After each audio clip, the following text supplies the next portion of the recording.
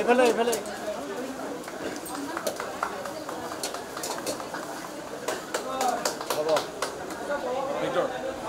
ফুলাম দাবিৰে এখেতক সম্বৰ্ধনা জনোৱা হৈছে তেখেতৰ উজ্জ্বল ভৱিষ্যত আমি কামনা কৰিছোঁ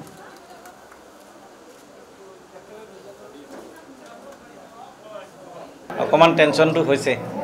আৰু ক্যামেৰা দেখিলে আৰু টেনশনটো বাঢ়ি যায় কিন্তু এটা মোৰ দৃঢ় বিশ্বাস যে আপোনালোকৰ সহায় সহযোগিতাটো মই পাম আমি আম আদমি পাৰ্টিৰ মজিয়াত আমি সবেই পাম মোৰ এটা দৃঢ় বিশ্বাস কাৰণ বিকল্প ৰাজনীতিৰ সন্ধান ৰাইজে কৰি আছে অসমত আৰু এই বিকল্প ৰাজনীতিটো আম আদমি পাৰ্টিৰ মজিয়াত আমি দিব পাৰিম এই কথাটো আপোনালোকেও উপলব্ধি কৰিছে আমি ৰাইজৰ ঘৰে ঘৰে গৈ যদি বাৰ্তাটো দিব পাৰো নিশ্চিতভাৱে আমি সফল হ'ম আৰু আজি তাৰিখত যদি ক'বলৈ যোৱা যায় শাসকীয় পক্ষ এফালে আছে প্ৰকাৰ তেওঁলোকৰ যুযুধান লোক আৰু আনফালে যদি আপুনি চাই বিৰোধী ঐক্য এক হৈছে অসমত এক হোৱাৰ কথা তেওঁলোকে কৈ আছে বিভিন্ন ধৰণৰ তেওঁলোকে সভা কৰিছে বৈঠক কৰিছে সেই প্ৰসংগত কেনেধৰণে আপোনালোক আগবাঢ়িব বিৰোধীৰ সৈতে বাকী যিসমূহ দল আছে যিহেতু ২৬ নিৰ্বাচন আছে তাৰ আগত পঞ্চায়ত নিৰ্বাচন আছে উপ নিৰ্বাচন আছে গতিকে সেই কথাখিনি পঞ্চায়ত নিৰ্বাচনক আমাৰ কোনো বিৰোধী ঐক্যৰ মাজত বুজাবুজি নাই হেতু আমি সবে ভাগে ভাগে খেলিম ইতিমধ্যে কংগ্ৰেছ দলো হেতু স্পষ্ট কৰিছে আমিও আমাৰ এটা সিদ্ধান্ত আছেই যে আমাৰ তৃণমূল পৰ্যায়ত কৰ্মী সৃষ্টি কৰিব লাগিব আমি নিৰ্বাচন খেলিব লাগিব তাৰ কাৰণে আৰু পঞ্চায়তটো সম্পূৰ্ণৰূপে আমি নিজেই খেলিম আৰু বিধানসভাৰ ক্ষেত্ৰত আমি 126টা সমষ্টিতেই কিন্তু নিজৰ প্ৰস্তুতি ইতিমধ্যে আগবঢ়াইছোঁ বিধানসভা নিৰ্বাচনৰ আগমুহূৰ্তত যদি প্ৰয়োজন হয় বিজেপিক ৰুধিবৰ কাৰণে যদি ৰাইজে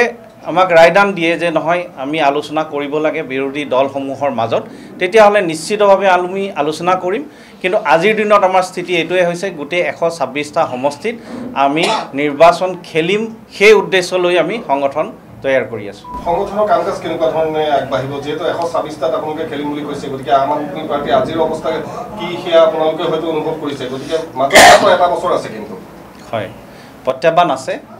সহজ নহয় কিন্তু অসম্ভৱ নহয় গতিকে আমি এটা নিজৰ ওপৰত বিশ্বাস লৈ আগবাঢ়িছোঁ যে ৰাইজে আমাক সহাৰি জনাব আৰু আম আদমি পাৰ্টিৰ কৰ্মকৰ্তাসকলৰ যিটো জোশ যিটো উদ্যম সেইটো মই কেতিয়াবা নিজে আচৰিত হৈ যাওঁ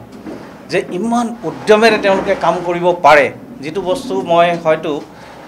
মই অন্য দলৰ কৰ্মকৰ্তাসকলৰ বিষয়লৈ মই নিগেটিভ ক'বলৈ নাযাওঁ কিন্তু যিটো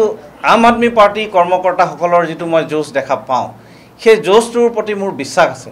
আৰু সেই উদ্যমেৰে তেওঁলোকে যদি সঁচাকৈ ৰাইজৰ মাজত গুচি যাব পাৰে তো 1 বছৰ 1.5 বছৰ সময় মই ভাবিছোঁ বেছি ডাঙৰ সময় বা সৰু সময় বুলি কথা নহয় যথেষ্ট সময় হয় আমি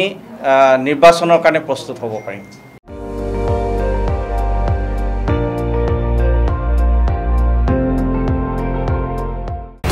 আপুনি চাই আছে ND24